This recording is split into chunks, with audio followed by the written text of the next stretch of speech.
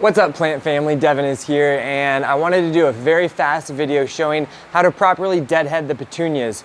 Petunias, it's one of my favorite annuals. They bring tons of color for pretty much all summer, but you really need to deadhead them on a regular basis. It's annoying, the foliage is sticky, but if you do it, you show your plants a little bit of love by tending to their old flowers, they'll show you lots of love back by bringing you more and more flowers.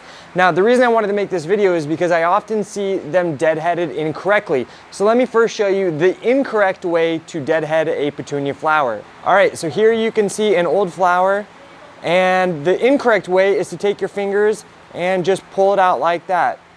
That is the incorrect way. Why is that incorrect? Because you're leaving the calyx.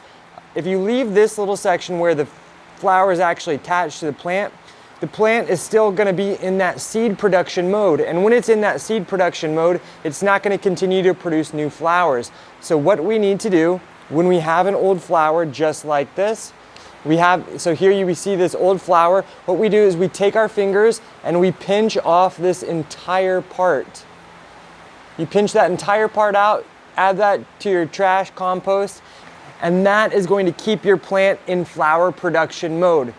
So the moral of the story is we want to pluck out those flowers with those leaves that are attached at the bottom of that flower. That way your plants remain in their flower production mode and continue to produce new flowers, adding more color to your summer garden. All right, hope that video was helpful, informative, straight, sweet, and to the point. I'll catch you guys soon. Ciao.